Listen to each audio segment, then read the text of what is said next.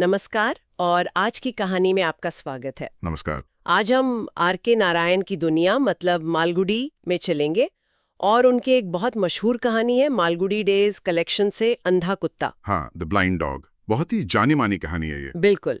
तो आज हम इसी की परतों को खोलेंगे। हमारे पास इसका हिंदी रूपांतरण है बंधन में बंधा एक कुत्ता। हाँ, तो इसी के सहारे हम देखेंगे कि ये जो रिश्ता बनता है उसमें क्या क्या होता है। चलिए शुरू करते हैं।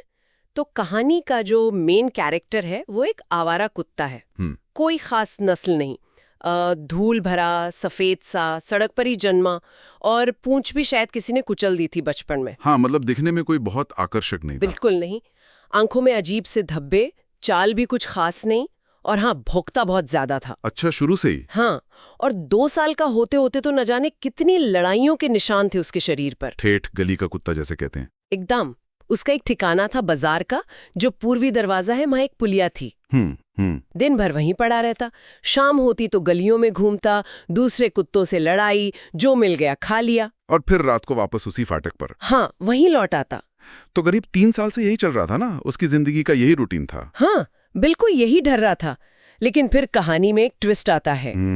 उसी फाटक पर एक अंधा भिखारी आने लगता है। अच्छा, ये नया कैरेक्टर आया। हाँ, एक बुढ़िया थी, वो उसे रोज सुबह वहां छोड़ जाती थी और रात को फिर ले जाती थी। तो उस कुत्ते की जो अकेली सी दुनिया थी उसमें एक नया इंसान आ गया। और फिर एक दिन क्या हुआ, कुत्ते को खाने की खुशबू आई उसी भिखारी के पास से। अच्छा।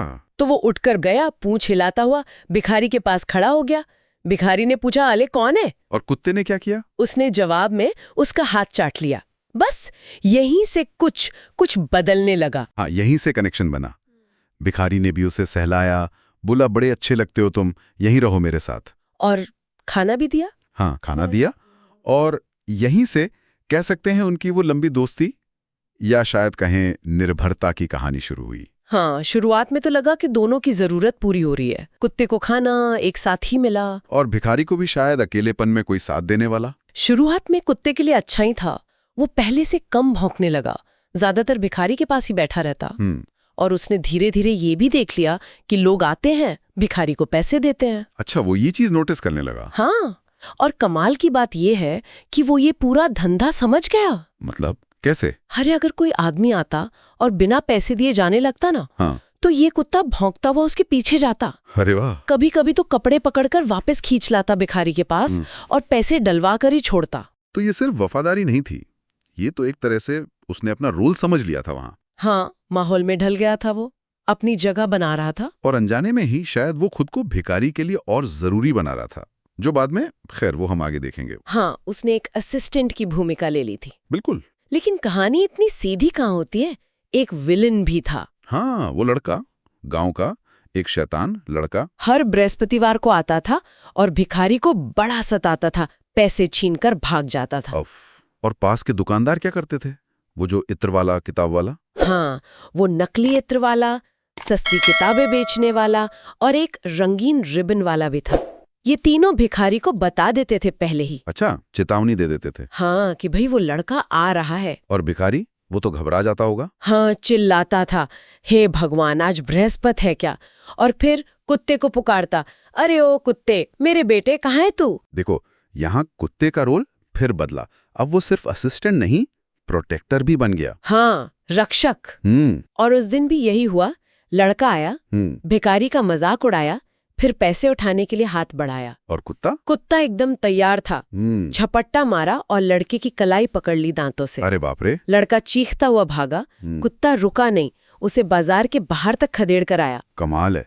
एक दुकानदार ने कहा भी, देखो तो कुत्ते का प्यार इस अंधे के लिए। हाँ, मतलब बाहर से देखने में तो लग रहा था कि उनका रिश्ता और मजबूत हो गया इस घटना से। हाँ, कम से कम उस वक्त तो यही लगा। लेकिन ये मजबूती भी शायद एक तरफा ही थी। कहानी में असली मोड़ तो अब आता है। हाँ, जब वो बुढ़िया जो भिखारी को रोज लाती ले जाती थी, एक शाम वो आई ही नहीं। क्यों, क्या हुआ? पता चला वो मर गई थी। ओह, तो भिखारी अब बिल्कुल अकेला रह गया, असहाय। वाला दुकानदार, उसने मदद के तौर पर एक सफेद मोटा सा रिबन दिया भिखारी को। रिबन? किस लिए?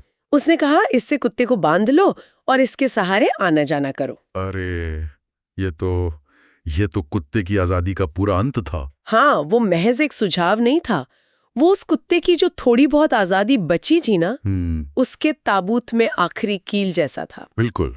जो रिश्ता पहले जरूरत और शायद थोड़े लगाव पर था, वो अब पूरी तरह से फिजिकल हो गया, एक बंधन। हाँ, कुत्ता अब सिर्फ साथी या हेल्पर नहीं रहा, वो एक टूल बन गया। एक गाइड डॉग जैसा, पर बिना किसी ट्रेनिंग के, बिना किसी अधिकार के। हाँ, उसकी पहचान, उसकी आजादी सब उस सफेद पट्टी से बंध गई। उसकी जिंदगी तो पूरी बदल गई होगी। एकदम। अब वो बुढ़िया की जगह पर था।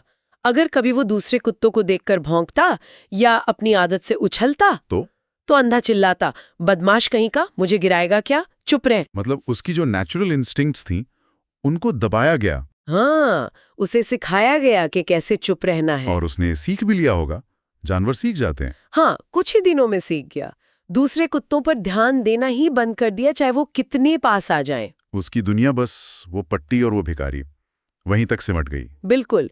ये तो उसके स्वभाव का, उसकी आत्मा का दमन था एक तरह से। हाँ, ये वो लर्न्ड हेल्पलेसनेस वाली बात हो गई, सीखी हुई लाचारी। जब आप कोशिश करना ही छोड़ देते हो। कुत्ते का तो बहुत नुकसान हुआ इसमें, पर भिखारी का फायदा हो गया। कैसे?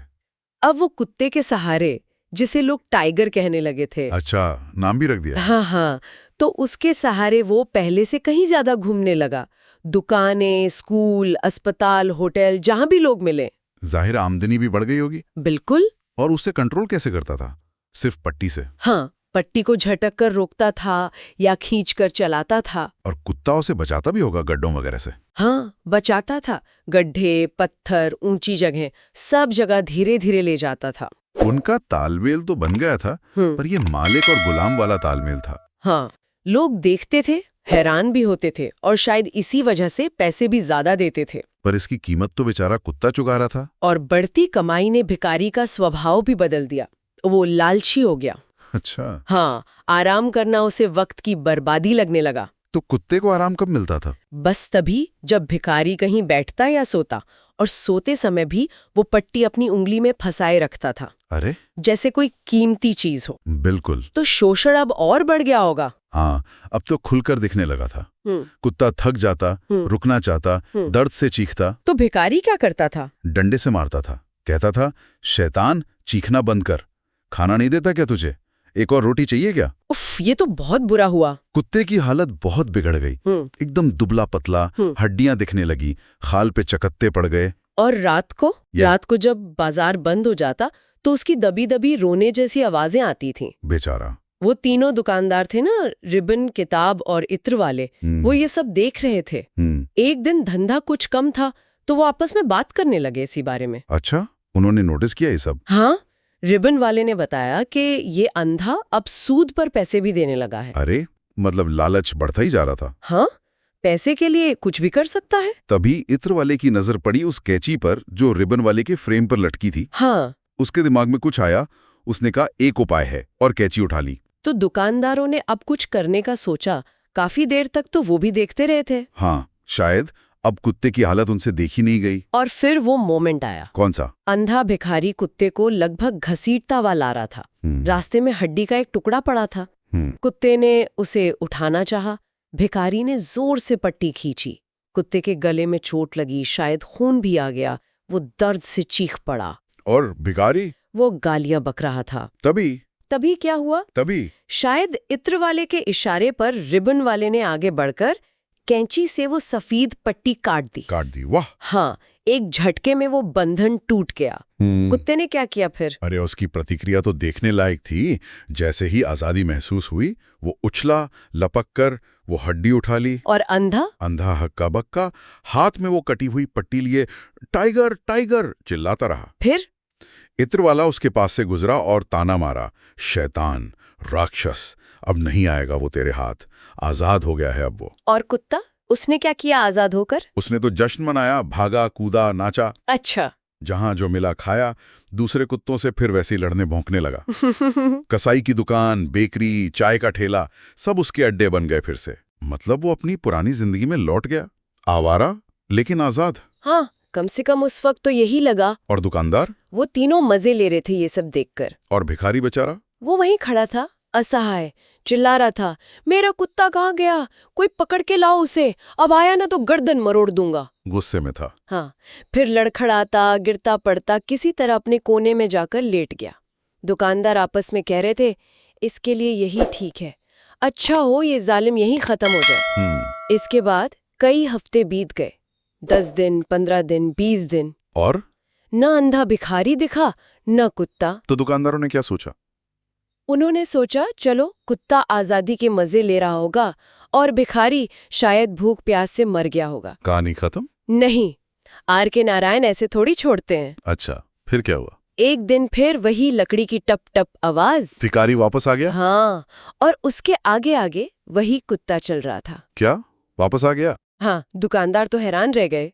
ये क्यों हुआ? कुत्ता वापस क्यों आया? रिबन वाला दौड़ कर गया, पूछा, भाई इतने दिन कहाँ थे? भिखारी ने बताया कि कुत्ता तो भाग गया था, वो अकेला पड़ा था, भूखा प्यासा, कोई कमाई नहीं, बस मरने ही वाला था। ओह। लेकिन पिछली रात कुत्ता खुद वापस आ गया और उसका मुंह चाटने लगा। खुद वापस आया? पर क्यों? भिखारी ने क्या कहा? भिखारी ने कहा, पहले तो उसने सोचा कि कुत्ते को मार डाले। अच्छा। हाँ, बोला ऐसा घूंसा मारा कि याद रखेगा, लेकिन फिर माफ कर दिया। और वजह क्या बताई माफ करने की? उसका लॉजिक ये था कि कुत्ता सड़कों की गंदगी खा खा के ऊब गया होगा और उसे अच्छे खाने की याद आई होगी, इसलिए लौट आया। ये कैसा तर्क है? ये तो बहुत अजीब है। असल में क्यों लौटा होगा वो? क्या सच में खाने के लिए? या शायद वो निर्भरता इतनी ज्यादा हो गई थी कि आजादी संभाल ही नहीं पाया, अकेलापन बर्दाश्त नहीं कर पाया। हाँ, ये हो सकता है। इतने वक्त के बंधन के बाद शायद आजादी डरावनी लगी हो, या फिर उसे समझ ही ना आया हो कि अब करे क्या। अब फिर भिखारी ने अपनी नई सिक्योरिटी दिखाई। मतलब? एक लोहे की जंजीर। क्या? रिबन की जगह जंजीर? हाँ, बोला ये देखो, अब मैं इसे इससे बांधता हूँ। ओह गॉड, ये तो और भी बुरा है। और कुत्ते की आंखों का जो वर्णन है, फिर से वही उदासी, वही मरा हुआ बेजान सा भाव, जैसे उसने मान लिया हो यही मेरी किस्मत है। उसने सरेंडर कर दिया। हाँ, भिखारी ने उसे जानवर की तरह कहा, चल आगे बढ़, जंजीर खींची, छड़ी लगाई। और कुत्ता भारी कदमों से सहमा हुआ आगे बढ़ चला। रिबन से जंजीर तक ये बंधन और मजबूत और क्रूर हो गया। कहानी के अंत में रिबन वाले का एक कमेंट है जो बहुत सोचने पे मजबूर करता है। क्या कहा उसने? उसने कहा, अब मौत ही इसे आराम देगी। ऐसे प्राणी के लिए हम क्या कर सकते हैं जो इतने खुले मन से अपने शत्रु के पास फिर लौट आता है। ये बात तो दिल पे लगती है। तो ये कहानी सिर्फ एक अंधे भिखारी और एक कुत्ते की नहीं है। नहीं, बिल्कुल नहीं। ये हमें आजादी और निर्भरता, इनके बीच का जो उलझा हुआ रिश्ता है ना, उसके बारे में सोचने पर मजबूर करती है। अरे कैसे जरूरत और लगाव धीरे धीरे शोषण और बंधन बन जाते हैं। हाँ, और कैसे कभी कभी वो बंधन इतने गहरे हो जाते हैं कि आजादी भी एक बोझ जैसी लगने लगती है, या फिर लौटना ही शायद अकेला रास्ता दिखता है। नारायण जी ने बड़ी सहजता से रिश्तों की ये कड़वी सच्चाई दिखा दी है। बिल्कुल, ये उन रिश्तों पर भी सवाल उठा दिए जहां एक पूरी तरह दूसरे पर निर्भर है। क्या ऐसी निर्भरता हमेशा शोषण की तरफ ही जाती है? और क्या उस निर्भर प्राणी के पास सच में कोई चॉइस बचती है? बड़े सवाल हैं। तो सुनने वालों के लिए भी एक सवाल छोड़ जाते हैं। हाँ, ये जो कुत्ता वापस आया, ये उसकी वफादारी थी, मजबूरी थी, या फिर समाज, मतलब वो जो दुकानदार थे उनकी भूमिका अधूरी रह गई? क्या सिर्फ जंजीर काट देना काफी था, या उस कुत्ते को सच में आजाद होने के लिए और सहारे की जरूरत थी? शायद सोचने वाली बात है। खैर, आर.के. नारायण की कहानी अंधा कुत्ता की इस पड़ताल में शामिल होने के लिए आप सबका बहुत बहुत धन्यवाद। धन्यवाद। उम्मीद है आपको ये चर्चा पसंद आई होगी। अगर हाँ, तो प्लीज हमारे चैनल आज की कहानी को लाइक करें, अपने दोस्तों के साथ शेयर भी करें, और सब्सक्राइब करना तो बिल्कुल ना भूलें। और हाँ, वो जो घंटी का बटन है ना, उसे भी दबा दें, ताकि जब भी कोई नई कहानी आए आपको फौरन पता चल जाए। अगली बार फिर मिलेंगे एक और कहानी के साथ। तब तक के लिए नमस्कार। नमस्कार।